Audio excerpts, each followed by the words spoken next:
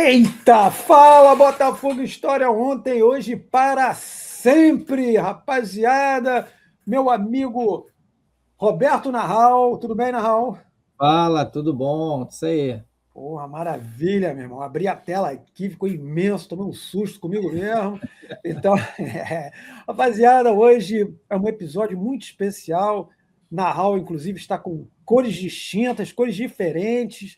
Que esse episódio a gente vai falar de um tema que você pode imaginar assim, pô, mas eu já sei sobre isso. Sabe nada, irmão. Você sabe que o Galo está cantando aí, você está reproduzindo.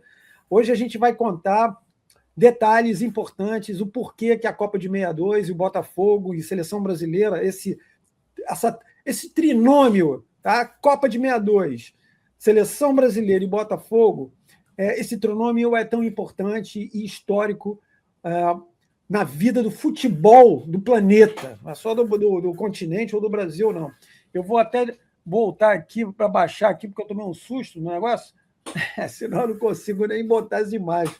Me empolguei aqui. Rapaziada, antes de mais nada, agradecer a vocês aí, mais uma vez, a moral que vocês vêm dando para a gente, para o Botafogo História, nosso canal que é orgânico, né? O nosso canal que é boca a boca, tijolinho por tijolinho. Agradecer demais a todos os inscritos. A gente já passou de 3 mil inscritos, que para a gente é muito legal, já que a gente não paga para ninguém ser inscrito, a gente está lá colocando para que a rapaziada descubra o nosso canal, se identifique, e agradecer demais também aos membros que dão aquela moral para a gente. E se você quer nos ajudar, torne-se membro do canal, pô, a gente tem umas imagens muito legais, muito documento para passar para vocês, e vai ser muito maneiro essa trajetória que a gente está começando a fazer agora. Rapaziada, já aproveita e curte, né? O vídeo está fazendo nada, vai lá e puf, né? Se inscreve se você não está inscrito e, pô, seja membro do canal, pô, são 3 valores bem pequenininhos. Porra, o nível ouro, ele é um pouquinho mais salgado, porque a gente vai fornecer uma série de material aí, caramba, que você não vai encontrar em qualquer lugar. Os outros bem tranquilão para você poder ajudar a gente. Porra, acho que é R$7, né, Narral? R$ R$7. 7,99, né? Pô, isso 7,99. ajuda a gente pra caramba, vocês não têm ideia.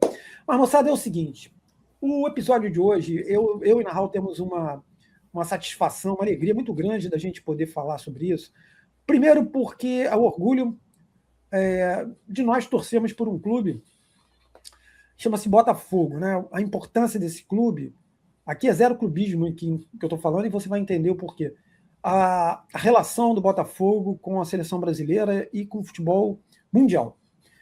É muito fácil a gente ouvir o Galo cantar, como eu já usei essa expressão, e ficar reproduzindo coisas aqui. O problema é você, de fato, mostrar o que aconteceu e a relevância disso tudo.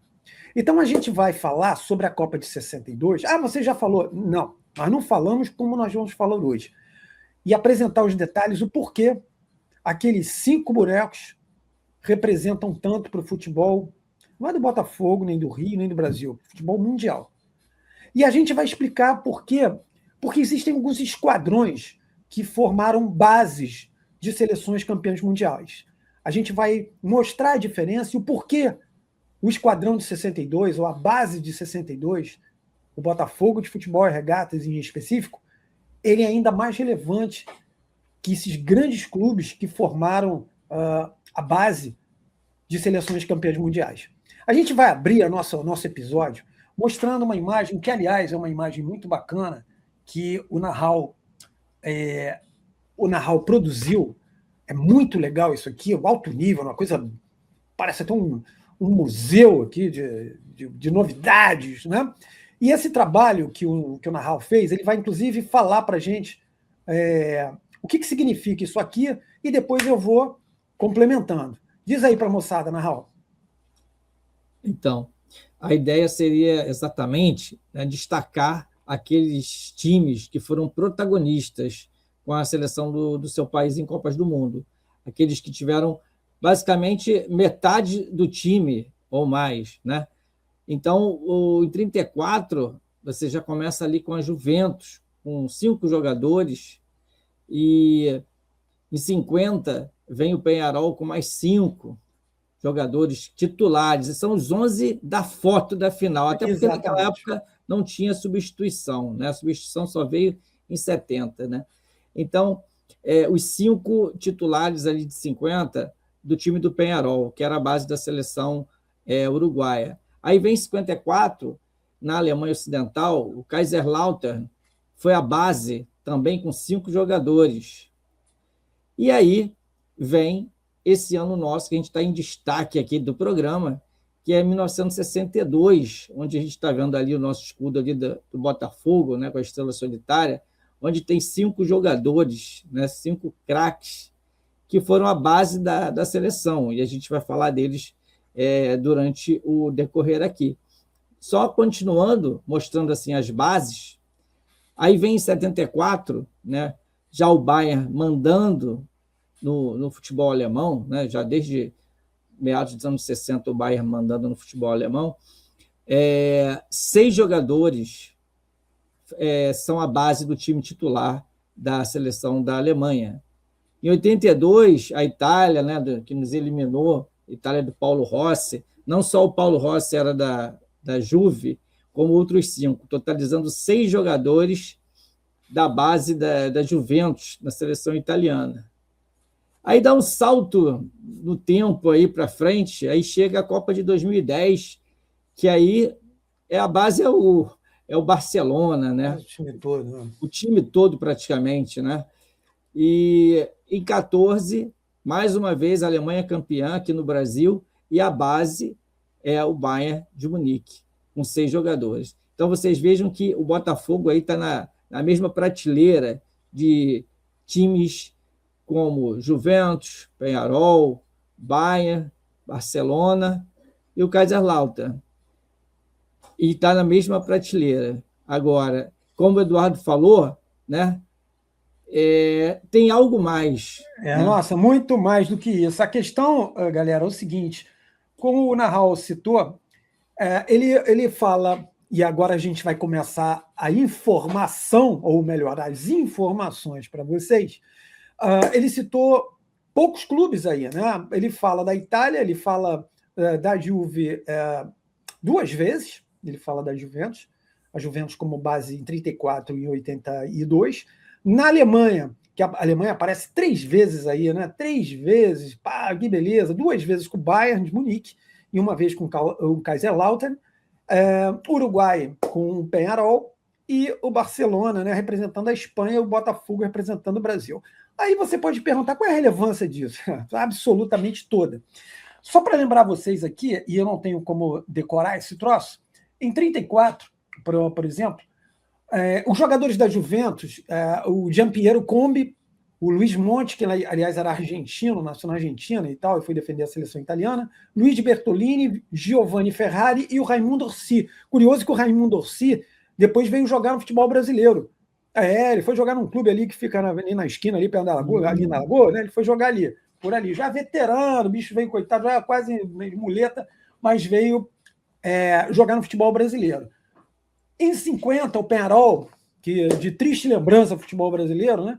Os 5 jogadores eram o Roque Gaston Maspoli, o goleiro. Aliás, o Botafogo tinha um goleiro que não foi para a Copa, era um reserva um dos reservas, né, que é o Fábio Pereira Natero, era o 3º goleiro da seleção uruguaia, só que o Uruguai acabou levando 2 só, né? Então, o Roque Maspoli, o Obdúlio Varela, o Alcide Didia, que faz o 2º gol, né, o gol que dá o título à seleção uruguaia, o Oscar Miguel e o Juan Schiaffino. Aí a gente tem na Alemanha, como o Nahal citou, do Kaiserslautern, jogadores icônicos do futebol alemão, né? Que é o Werner Liebrich, o Karl Mayer, o Horst Heikel, o Fritz Walter e o Ottmar Walter. Eles eram irmãos, o Fritz e o Ottmar.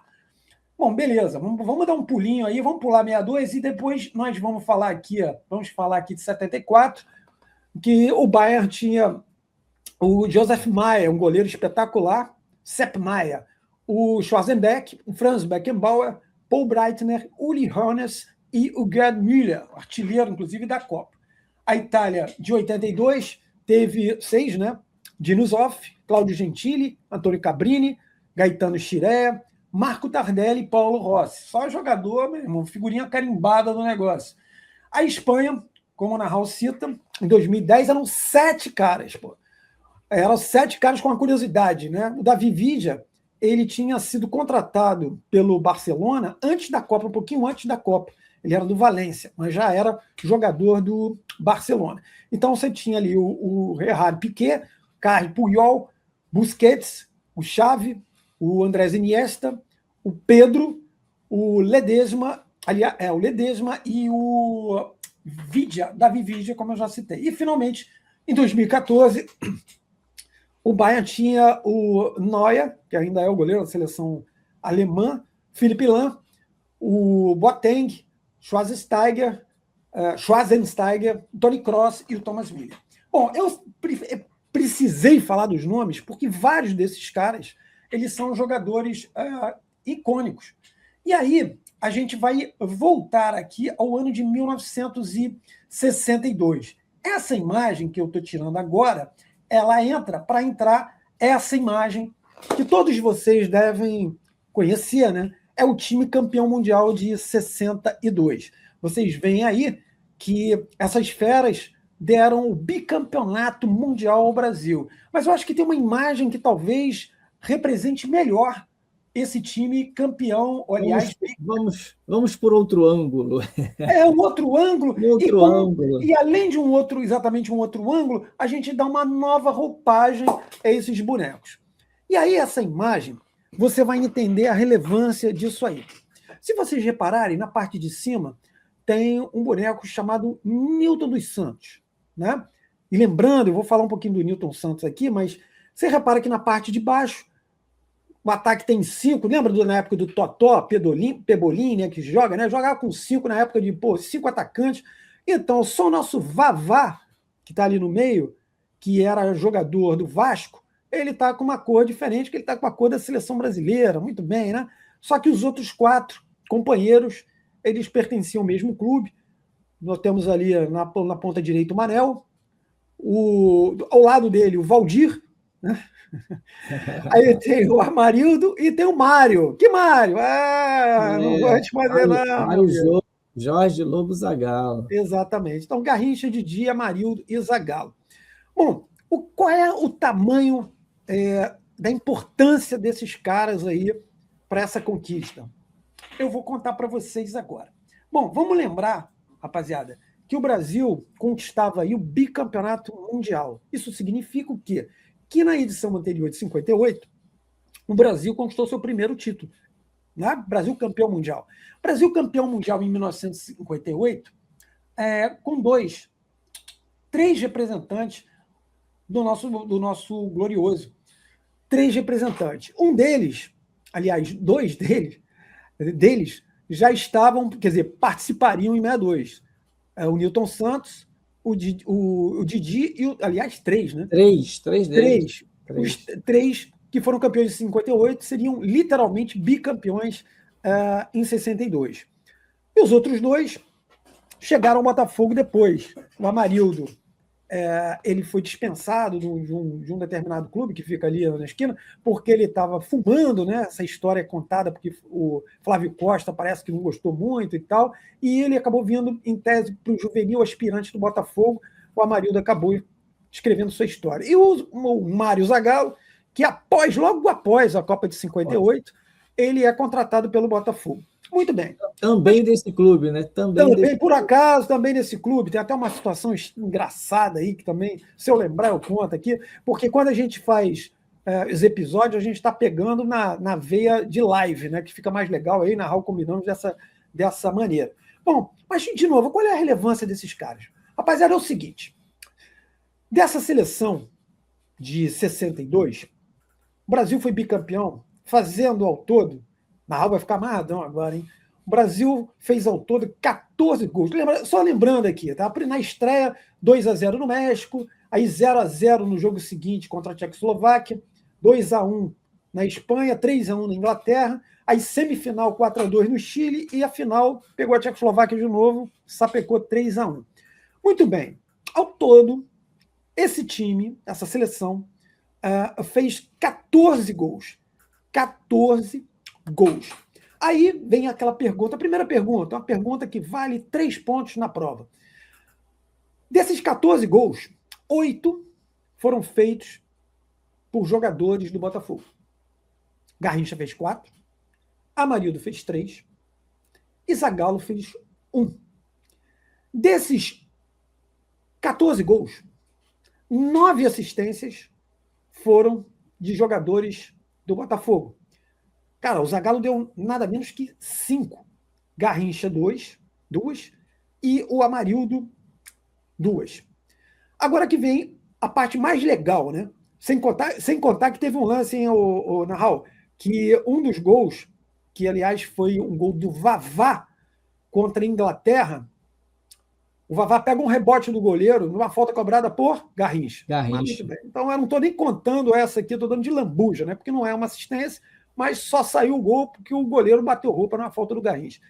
No total, meu chapa, é o seguinte: dos 14 gols que o Brasil fez na Copa de 62, nada menos do que 12 tiveram participação direta de jogadores do Botafogo, ou gol ou assistência. De 14, 12 tiveram participação direta de jogadores do Botafogo. Se eu voltar 4 anos e for para a Suécia, em 1958, lembra que eu falei isso? 3 jogadores do Botafogo estavam lá, os 3 titulares, tá? O Brasil fez no total 16 gols. Desses 16 gols, 2 gols foram de jogadores do Botafogo, Nilton Santos e Didi. 9 assistências de jogadores do Botafogo. O Didi deu meia dúzia, o Garrincha 2 e o Nilton Santos 1. Dos 16 gols assinalados, nada menos do que 11 tiveram participação direta dos jogadores do Botafogo. Lembrando que eram 3. Então, se nós somarmos 58 com 62, 16 gols mais 14 gols, pela matemática aplicada, dá 30 gols.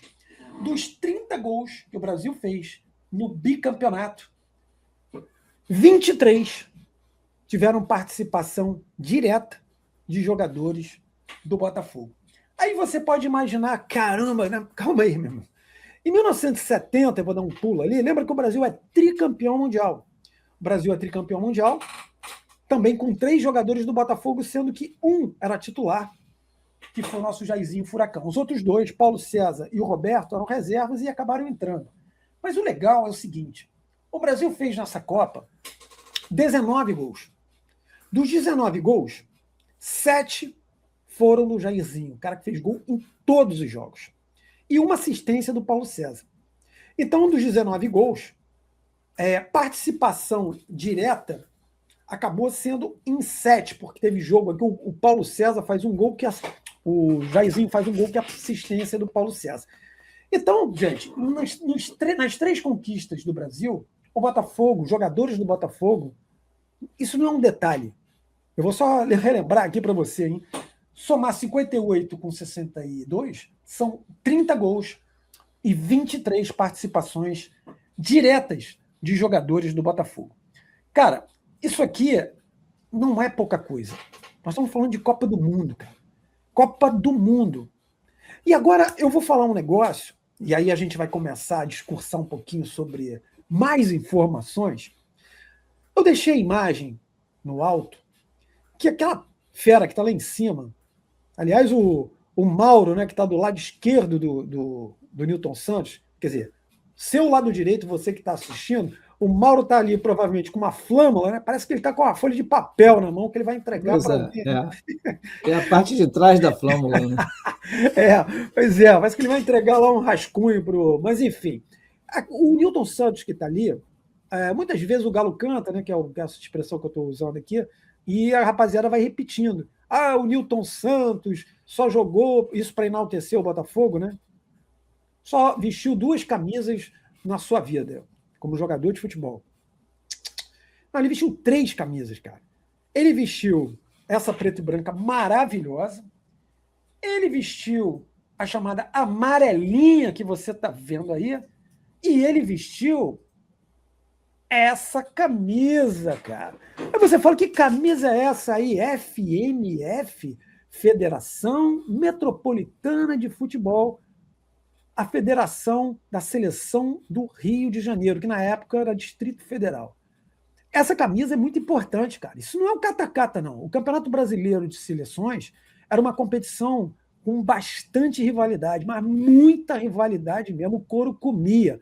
Eram os melhores jogadores que atuavam nos estados e um confronto bizarro, uma rivalidade Rio-São Paulo. O Nilton Santos, ele foi figurinha carimbada na seleção carioca a partir de 1950. Um detalhe. Essa foto especificamente é de 54. Pois é, maneiro. Ele já está até com bigode, ele já está mais... Né? Então, mas uma curiosidade é o seguinte, 1950 foi a última conquista do Rio de Janeiro. E essa fera era titular absoluto. O Rio fez a final contra São Paulo, melhor de 3 jogos. Rio ganhou de 4-0 o primeiro jogo, e depois empatou os outros 2 e deu a volta olímpica. Então, é só para a gente poder, mais uma informação para você, que o Nilton Santos não vestiu apenas 2 camisas. Ele vestiu 3 camisas. Sendo que de clube, evidentemente, só o Botafogo.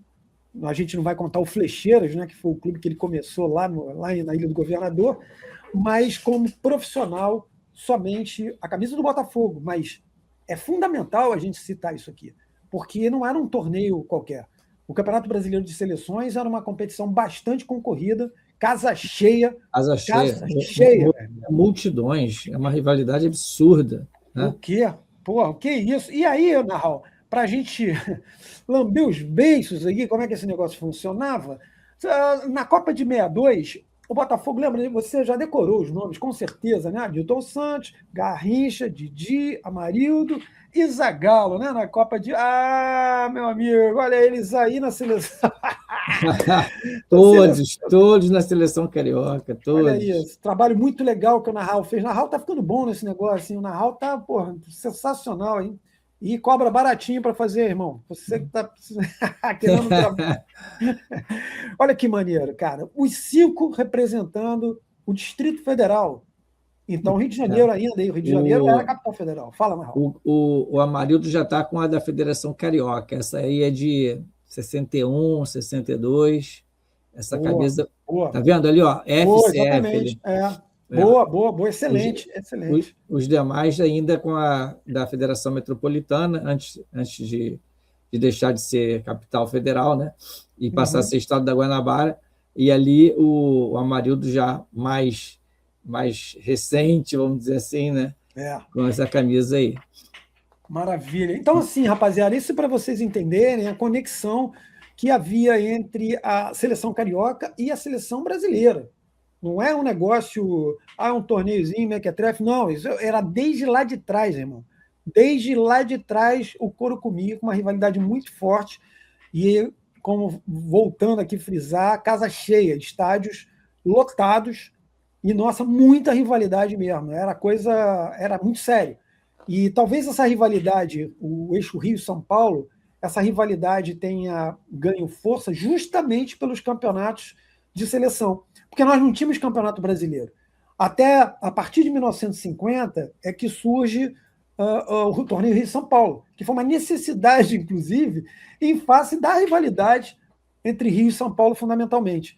Lembrando que Rio e São Paulo não disputavam todas as fases, né? Pegavam já meio que o filé, chegavam na altura das semifinais, muitas vezes nas semifinais, às vezes nas quartas, mas na maioria das vezes nas semis. E Minas e Rio Grande do Sul pegavam uma fasezinha anterior. Então, agora a galera do Nordeste se pegava lá, direto. Comia, era baita de uma rivalidade. E mais, hein? Esse Campeonato Brasileiro de Seleções servia também de observação. O Quarentinha, que a gente já teve a oportunidade de contar a história aqui, o Quarentinha ele foi observado por dirigentes do Rio de Janeiro nesses campeonatos. Né? Muitas vezes os caras faziam, às vezes não estavam nem disputando o campeonato propriamente, mas a seleção, no caso do Quarentinha, seleção paraense e seleção baiana. Quarentinha começa, né? Ele era paraense, na seleção paraense, e depois ele vai para o Vitória da Bahia, onde ele joga, inclusive, com o brasileiro de seleções pelo Vitória. Então, era um campeonato importante para você observar. Estou lembrando aqui, puxando pela memória, isso não é H, não, hein, gente? Eu e Narral, a gente procurou fazer isso, a gente conversou bastante. Cara, vamos anotar o mínimo possível para a gente tentar fazer de uma forma bastante informal na lembrança. Eu lembrei aqui, Narral, o Botafogo traz um goleiro na década de 20, um dos grandes goleiros da história do Botafogo, o Baby, que era um cara que jogava na seleção baiana.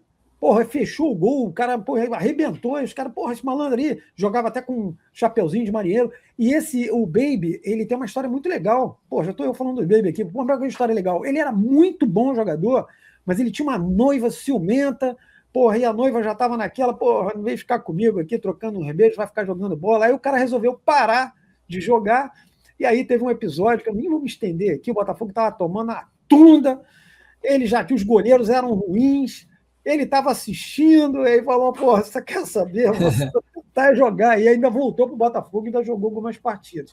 Mas então, esse Campeonato Brasileiro de Seleções, ele servia também para motivar uma rivalidade, o que acabou acontecendo, e motivou a criação do torneio Rio-São Paulo. E por que a gente trouxe isso?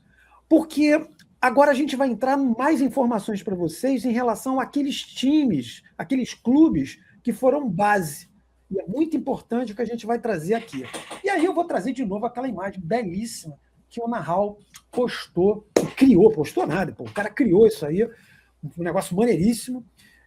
Qual é a diferença que acontece do nosso glorioso, com essa estrela solitária maravilhosa, diante dos demais co-irmãos internacionais? Rapaziada, todos esses clubes, inclusive o Kaiserslautern, em 1954, esses clubes todos, a Juve na Itália, Peñarol no Uruguai, o Kaiserslautern em 1954, o Bayern de Munique é uma dinastia, né?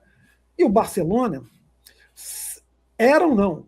O Kaiserslautern perdeu muito, né, a sua força, principalmente ele tinha uma força legal no pós-guerra, mas depois da criação do Muro de Berlim, Kaiserslautern foi perdendo força, e a hegemonia do Bayern de Munique, passou a ser insuspeita, né? Mas esses clubes, eles mesclavam muita qualidade com popularidade. A Juve sempre foi um clube popular. Aliás, me veio a lembrança aqui, para quem não sabe, as cores preto e branco do Botafogo, essas cores são inspiradas na Juventus. Inspiração, isso aí. Não, os caras viram lá, aí teve um malandro lá que chegou, que esse clube italiano, preto e branco, então tem toda uma ligação. O Peñarol, Nacional e Peñarol, basicamente, pela história, botavam 70%, 80% dos jogadores na seleção, na Celeste. E eram clubes, e são clubes extremamente populares até hoje. Citei o Kaiserslautern, Bayern de Munique, manda no futebol alemão há muitos anos, há décadas. Décadas. Fala. Assim, e pelo que a gente vê, parece que essa hegemonia do Bayern vai ser eterna, né? E aí que vai entrar por quê? Porque existe um aspecto econômico muito forte que amarra todos esses clubes que eu citei. O Bayern, o Barcelona, o Peñarol, inclusive o Peñarol, porque eu não estou falando do Peñarol de agora, tá, mano? Estou falando do Peñarol da década de 30, que o Uruguai era uma das maiores potências do futebol mundial, e para quem não sabe, no continente, o futebol uruguaio foi o primeiro a adotar o profissionalismo. Então lá a grana mandava. Uma parte de jogadores brasileiros, jogadores argentinos, eles meteram o pé e foram jogar no futebol uruguaio. Eu me lembro aqui, me vindo à cabeça aqui, o Leônidas da Silva, Feitiço, Fausto, Maravilha Negra, né? Os caras, o Silvio Hoffmann, que era do Botafogo, depois foi para o Peñarol, uma porrada de jogador. O nosso Patesco sai do futebol gaúcho, vai jogar no Nacional, né? Em Domingos da Guia. Então esses caras meteram o pé e foram ganhar dinheiro no futebol uruguaio. O Uruguai se profissionaliza primeiro, tanto que nós já contamos aqui, né, Narral? O Uruguai não participa do Mundial de 34, primeiro em represália, ficou puto porque teve um boicote lá na Copa de 30, alguns países europeus não foram, agora também não vou. Mas só que é o seguinte, a FIFA já tinha determinado, o negócio de futebol profissional na Copa de 34 não vai, e o Uruguai, a Associação Uruguaia, já adotava o profissionalismo.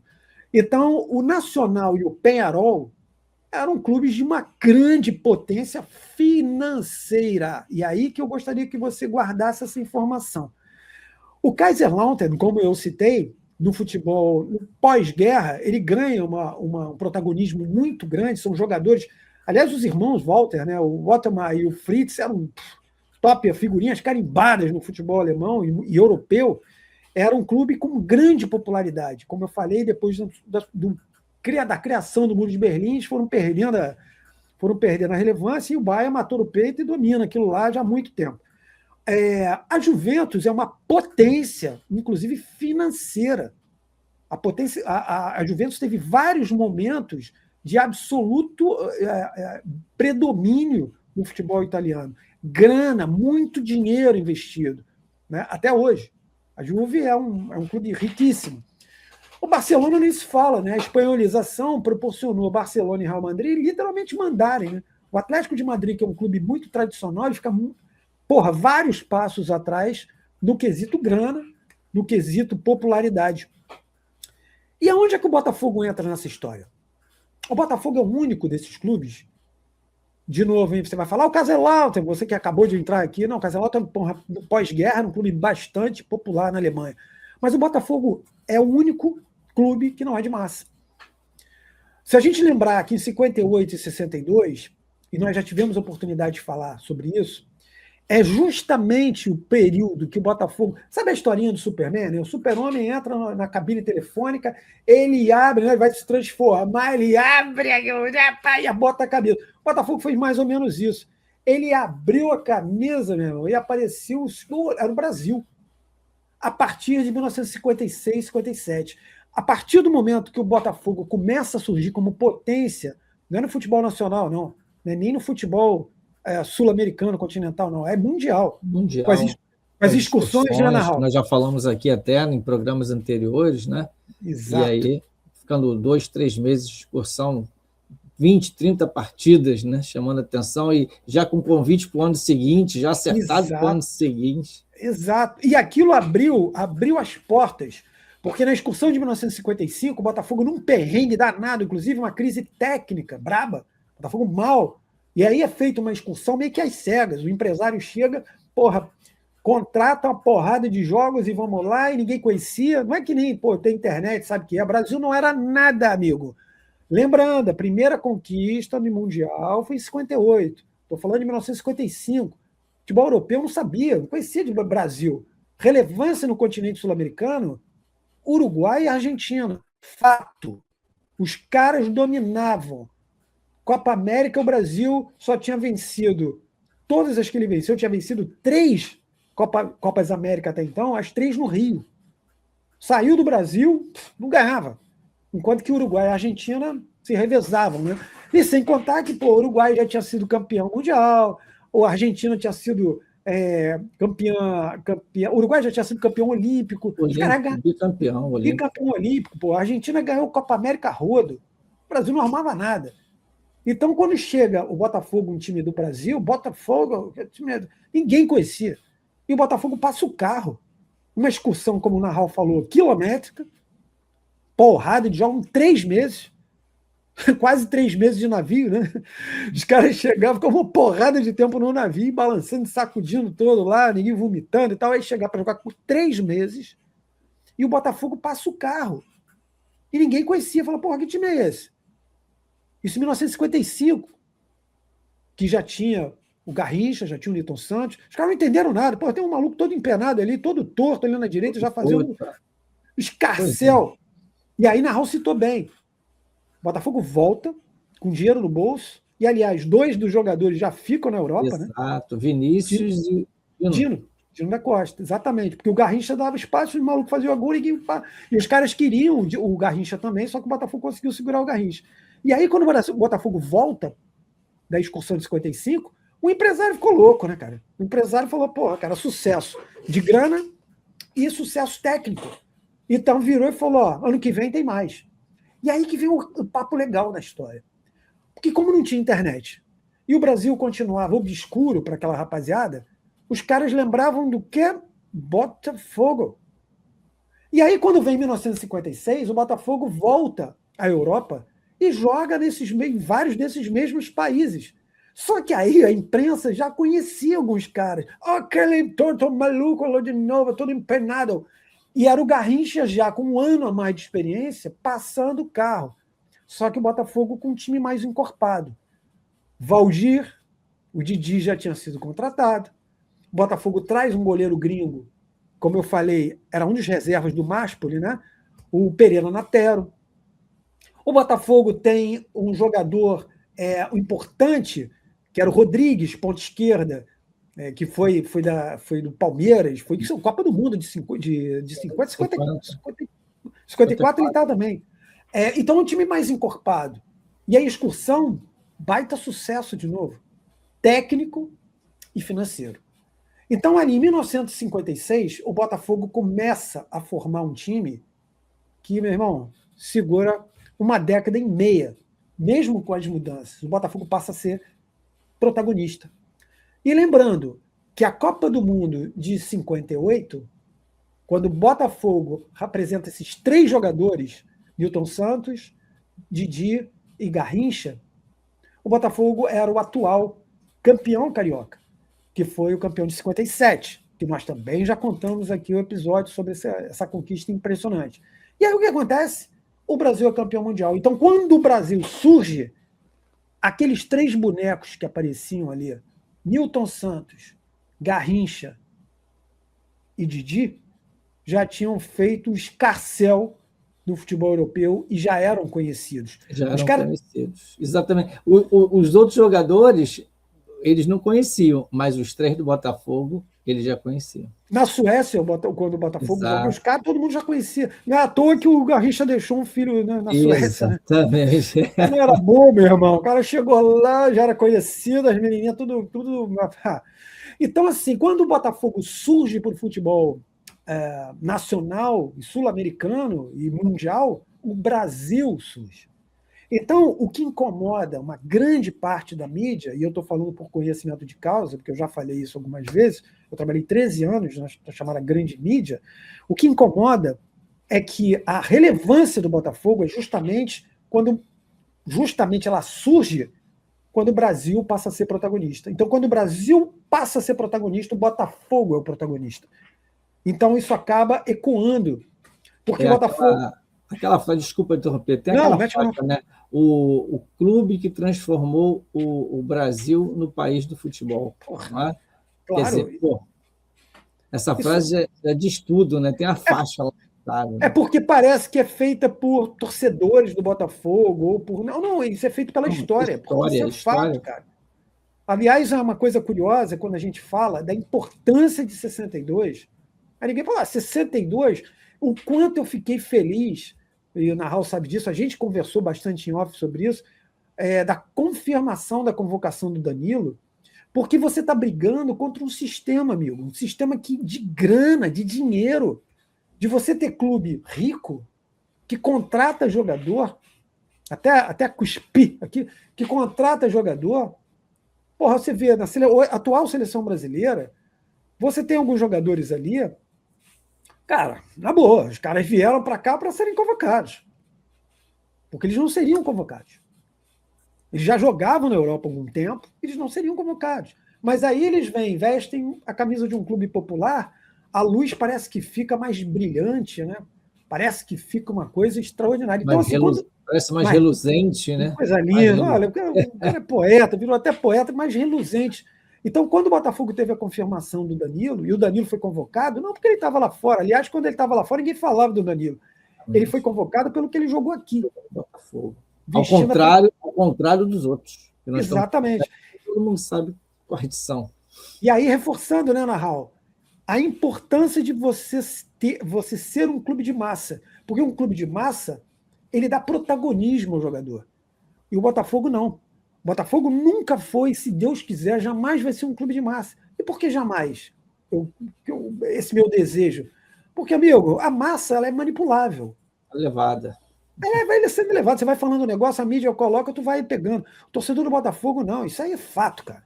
É fato. O cara, para ser a resiliência pura, vamos pro pau. Por isso que ninguém viveu a experiência que o torcedor do Botafogo viveu em 89. Nem o torcedor do Corinthians, quando ele foi campeão em 77. Por quê? Apesar dos caras terem ficado 2 anos a mais, a mídia toda estava com o Corinthians. A mídia fazia, cara, eu já falei, tive a oportunidade de falar isso, cara. A revista do Esporte, lançada em 1959, o Corinthians já estava no jejum. O Corinthians foi campeão em 54. Pô, era capa Corinthians quase o tempo inteiro, bicho. E os caras só foram ganhar o título em 77. Então a revista do esporte viveu de 59 até 1970 sem um título do Corinthians. Nenhum. Mas com muita capa. Mas com muita capa. Porra, capa roda, irmão. Quem estava em Saturno? O maluco estava em Saturno, chegou, estava passando lá, ficou um rolê lá, uns 5 anos em Saturno, voltou e falou: bom, o Corinthians é campeão. Não. E isso acontecia aqui no Rio de Janeiro, com um co-irmão. Era impressionante. Impressionante. Então, porque você fazer parte de um clube de massa, como diz muito bem meu parceiro Roberto Narral, você passa a sua luz, não é nem mais uma luz, você reluz. Você brilha de uma forma tão intensa que todo mundo vê, todo mundo te olha. Agora, quando você não faz parte de um clube de massa, meu irmão, é no suor, é no sangue e na conquista. Tu tem que ir lá e, olha, trazer o touro, vem o touro ali, tu tem que agarrar o touro na unha e derrubar o bicho. Não pode simplesmente dar uma tapa nele, não, tem que derrubar. Então, essa é a grande relevância, a grande informação disso tudo é o seguinte: essas bases, que foram bases extraordinárias, e curioso, hein? Na Itália, na Alemanha, no Uruguai e na Espanha, todas essas bases, elas são reverenciadas. A Espanha de 2010 foi o primeiro e único título do país. Imagina o peso que a mídia espanhola, a imprensa espanhola, não é que ela continua dando, ela vai dar, porque a mentalidade europeia é bem diferente da nossa aqui no Brasil. Repara bem, eu falei Brasil, não falei continental não, porque Uruguai e Argentina valorizam pra caramba. Até hoje os jogadores uruguaios, do Peñarol, que eu citei ali, eles são reverenciados, cara. Não pelo Peñarol, pela mídia uruguaia. A gente já teve a oportunidade, né, na rádio, de falar do Manga. Porra, Manga brasileiro, ídolo, icônico do Nacional até hoje. O cara brasileiro. Você tem jogadores ali argentinos, cara, que são valorizadíssimos no futebol uruguaio, e jogadores uruguaios que são valorizadíssimos no futebol argentino. Me lembra aqui o Francescoli, uruguaio, cracaço de bola, que, porra, meu irmão, arrebentou. O Silas, brasileiro Silas, que jogou no Racing. Os caras, meu irmão, tira o chapéu. Aqui no Brasil é diferente. Aqui no Brasil, para você valorizar, o que pesa é a popularidade. Então, nós fizemos questão de criar esse episódio para mostrar o peso, irmão. O peso que é você ser base de uma seleção espetacular, colocar 5 jogadores. E, cara, o que é muito maneiro, 58 e 62, beleza, o Garrincha começa como reserva, é uma aberração, né? Mas, enfim, Garrincha e Pelé na reserva. Mas o Brasil só pega o Breu, só pega no embalo mesmo, depois que os dois entram. Então, a partir daí, se você olhar a foto final de 58 e de 62, o bicampeonato mundial, você vai ver os jogadores brasileiros convocados como titulares e protagonistas. Isso é um fato. Isso não é uma interpretação, isso não é um viés, isso é uma realidade. Então a gente resolveu fazer esse episódio para que você, torcedor do Botafogo, entenda o peso, a relevância de ter sido a base de 62 e uma base ao lado de clubes importantes como esse, mas que o Botafogo não tinha o peso da popularidade e o larjan, a grana, que já naquela época alguns clubes pesavam. Você ia falar alguma coisa, Nau? Eu ia falar, tem aquela imagem, né, da Selefogo carimbada aí, como se fosse um passaporte. Exato, porra, bem lembrado, meu garoto. Porra, eu já ia esquecendo desse mole, que é uma outra imagem muito maneira que o Narral pregou. Olha aí, os caras estavam indo, é como se eles estivessem indo para o Chile disputar, e essas 5 figurinhas literalmente carimbadas, ó, tem um carimbo ali, álbum oficial, Selefogo. Rapaz, que maneiro que ficou isso, hein? Aliás, se você não é do clube de membros, aí, perder isso aí para guardar para o seu acervo. Isso aí tu não vai encontrar em qualquer lugar, não, hein? Vai não. Isso aí é um trabalho que Roberto Narral cria, está correndo atrás, e a gente está montando um material muito bacana para vocês. Olha só, nosso Newton Santos, nosso Garrincha, Didi, Amarildo e Zagallo. Lembrando, né, Narral, que em 62 ainda tinha 2 bonecos na lista dos 40, né? 2 não, estou falando bobagem. Eram 3 bonecos na lista dos 40. Joel, Rildo e Quarentinha. Porra, tô dando esse mole, compadre. Tá maluco? Joel Martins, Rildo e o nosso 40, que seria titular, hein? Se ele não opera o joelho em 61. Em 58 tinha mais 2 na lista dos 40. Kaká e Pampolini. Exatamente. E no tricampeonato a gente já contou essa história também. Nosso Rogério acaba se machucando no México. Nosso Leônidas atirado quase dentro do avião, né? Arrumaram lá um problema no coração para o cara não ir. Não pode jogar, mas jogou depois aqui pelo Botafogo. Antes do Brasil estrear no Mundial, ele já estava jogando. Jogou normalmente. E mais 2 na lista dos 40. Nosso Cal, goleiro, e o Carlos Roberto. Aliás, Carlos Roberto, que participou de uma live maneiríssima com a gente aqui.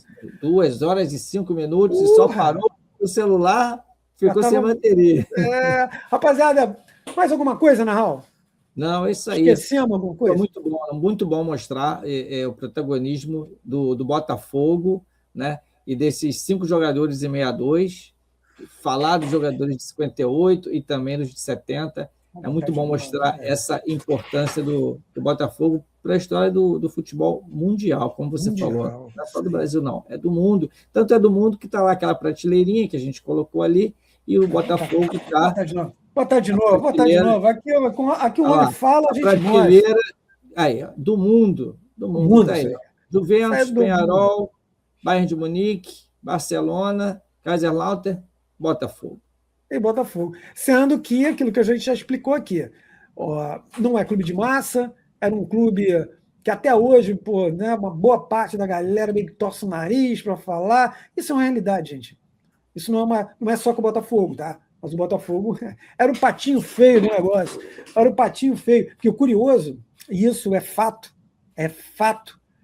no que o Botafogo ascendia, um outro clube, que é um clube de massa, descendia. Né? Era exatamente isso. Né? Houve um tricampeonato. Era inversamente proporcional. Porra, exato. Os caras ganharam um tricampeonato, né? 55, aliás, 55, 53, 54, 55. Aí começaram a ter um tal de jejum, e justamente aí o Botafogo começa, ganha o Carioca de 57, 61, 62, 67, 68, 3 Rio São Paulo, uma Taça Brasil, Taça Guanabara, bicampeão na Taça Guanabara, uma porrada de taça no continente, enfim, é uma ascensão de um clube até então visto como meia boca aqui no nosso estado do Rio de Janeiro. Então foi, como o Narral falou, inversamente proporcional. Na hora que o Botafogo parece um foguete, né, vindo, o outro parecia um balão japonês que estava apagando. Então, mas como é que pode? O balão japonês é popular, irmão, tem que jogar no alto, tem que botar para cima. Então, meu irmão, haja ventinho para jogar para cima. Todo mundo soprando para ver se o balão sobe. Enquanto que o do Botafogo, o motor estava tinindo com essas feras todas. E aí, cara, esse foguete, meu irmão, era continental, era mundial, intergaláctico, era o diabo todo. Então, esse episódio, a gente entendeu como muito relevante para vocês entenderem o peso, que é muito fácil a gente chegar e falar, o Botafogo foi base, aí mostra aquilo. Não, peraí, contextualiza esse negócio. Vamos botar aquela foto lá bonita. Qual dela? Qual? Time posado com os botafoguenses. Essa aqui é um negócio de maluco. E aí é o seguinte, cara, a gente olha, né, e porra, tu olha para os caras, com todo respeito, tá, gente? Com todo respeito. Porra, time muito forte, porra, 11 caras, mas vamos falar a verdade? Com todo respeito. Bota no peso aí, bota na balança. São, porra, 11 heróis, beleza? 11 craques, beleza. Bota na balança, um por um. Eu acho que os 5 aí vão pesar mais, né, não? Eu acho. Alguma coisa me diz que esses 5 vão pesar mais. E eu não falo no cenário nacional. Eu falo papo de cenário mundial. E para encerrar, porque eu olhei para ele aqui e vou enfim, a gente não pode deixar passar. Na Copa de 58, o melhor jogador da Copa de 58 é aquela criatura que está ali, ó, da esquerda para a direita, segundo, seu Valdir Pereira. Foi o melhor jogador da Copa. Eu até vou só lembrar aqui de novo, para não ter problema, para não errar, para você guardar bonitinho na informação, que aqui a gente dá a informação completa, só que eu tenho que colar, senão já era, né? O nosso bravo Didi, ele deu nada menos que 6 assistências para a conquista do primeiro título mundial do Brasil. E na Copa seguinte, em 62, o melhor jogador é o ponteiro ali, o seu Manel ali, o seu Manel Garrincha, o Garrincha que fez dos 14 gols, o Garrincha fez 4 e deu 2 assistências e ainda bateu aquela falta que o goleiro está com o peito, só não está com o peito ardendo porque ele já faleceu, que senão estaria até hoje com o peito ardendo da varada que o Garrincha bateu. Foi uma varada mesmo, pelo amor de Deus. Exatamente. Então, galera, é o seguinte, esses 5 caras, não estou nem aí, cara, se a grande mídia valoriza ou não. A gente vai valorizar sempre, não só esses 5, mas uma porrada de personagens que vestiram a camisa do Botafogo e vestiram a camisa da seleção brasileira. Bom, a gente espera que vocês tenham curtido esse episódio, porque teve muita informação aí nas entrelinhas, hein? Muita coisa que você não costuma. Você sabia? Só 2 camisas que o Newton Santos jogou, não, são 3. Tá? 3 mostramos ali. Você sabia quantas assistências os caras deram? Quantas participações diretas nos gols? Rapaziada, não está muito preocupado em colocar isso, não. 5 protagonistas, cara. 5 protagonistas que literalmente empurraram o Brasil para o bicampeonato mundial. Rapaziada, a gente vai ficando por aqui, mas é o seguinte, as lives, a gente abrimos um hiato aí nesse fim de semana, porque já estava engatilhado com um novo personagem. Para quem não sabe, a gente começou a fazer as lives com os ex-jogadores. Se a memória não falhar aqui, a gente abriu com o Edson Maradoninha, foi a primeira live que nós fizemos, foi muito maneira a primeira live. A segunda com o André, campeão da Comebol, o zagueiro André, que, porra, meu irmão, aquela final contra o Peñarol. Aliás, não, o Peñarol aí. Depois veio o Carlos Roberto, que a gente também citou. O Carlos Roberto hoje aqui, está na lista dos 40, hein, para a Copa de 70, foi muito maneiro. Depois teve o Wagner Pepeta, ou é Pepeto? Hein? Pepeta ou Pepeta, hein? Ele explicou. Vai lá assistir. Meu irmão, que esse aí, meu irmão, para tudo, para as máquinas, porque ele vai explicar o bagulho. E a última live que a gente fez foi com o Marquinhos, lateral, campeão em 89 pelo Botafogo, campeão carioca, quebrando aquele jejum, porra, nossa, que dia maravilhoso, que noite, né? Maravilhosa. Foram 5 lives muito maneiras, vem muito mais por aí. A gente estava com um cara engatilhado, mas ele teve um probleminha familiar, a gente ficou meio que no alto. Então, falar, meu irmão, então vamos dar um descanso aí, negócio de Copa do Mundo. Rapaziada, a gente espera de coração que vocês tenham curtido. Botafogo História ontem, hoje, para sempre, é sempre assim, tá? A gente vai mostrar e vai explicar por quê desses personagens, o porquê dos títulos, porquê dessas histórias. Não simplesmente registrar, botar ali as imagens, não. A gente espera, de fato, de coração, que vocês tenham curtido. E, cara, se você gostou, curte o vídeo, porra, compartilha, fala para aquele seu amigo lá que mora lá não sei onde, lá que o cara não conhece, manda para ele, fala, porra, tem uma porrada de episódios já sobre jogadores, sobre jogos, sobre conquistas, sobre fatos, tem muita coisa legal, as lives. Se você quiser dar uma moral, inscreva-se, cara, vamos formar esse time aí, porra, da mesma forma que nós temos um time, que time maravilhoso, é o time do Botafogo História. Coloca o link do canal, dos vídeos, nos seus grupos de WhatsApp de botafoguenses, né? Espalhe isso aí. Isso aí, cara. Essa é a melhor divulgação para a gente. É como o Botafogo, cara. É como o Botafogo. A divulgação do Botafogo foi no campo. Foi conquistando vitórias, foi impressionando geral. Não foi no gogó, meu irmão. Não foi a mídia colocando. Não tem negócio de mídia, não, cara. Os caras iam lá, arrepiavam. Saca, jogou boliche? Você joga a bolinha, tem os pinos. Botafogo ia lá, a bolinha aí era strike, meu irmão. Subia tudo que era que era pino voando, então os caras falaram, opa, quem são esses malucos aí, camisa preta e branca bonita, tem agora uma estrela linda, que clube é esse? É assim, a história do Botafogo foi escrita assim, continua sendo escrita assim. Meu irmão, é no suor, é no sangue, é na lágrima, não tem negócio de oba-oba, não tem holofote, não tem reluzente, como disse como disse o Narral. Então é isso aí, galera. Seja membro do canal, ajuda a gente, porra. Vamos empurrar essa bagaça. Essa bagaça é o nosso canal, não é o Botafogo, não. Hein? Empurrar essa bagaça para a gente chegar a mais pessoas. Porra, a gente espera de coração que vocês tenham gostado. É a Botafogo, história ontem, hoje, para sempre. Até o próximo episódio, a próxima live. Hein? Na live tem negócio de superchat, você faz pergunta, ajuda a gente, o entrevistado conversa com você e a gente faz juntos essa trajetória. Rapaziada, Narral, vamos nessa? Vamos nessa, vamos nessa. A camisa bonita, hein? A camisa bonita, mas eu acho que aquela preta e branca ali, eu tô com essa branquinha aqui que tá manquinha, essa é bonita também. Vamos nessa. Rapaziada, fiquem com Deus aí, Botafogo, história ontem, hoje, para sempre. Até a próxima, galera. Vamos nessa.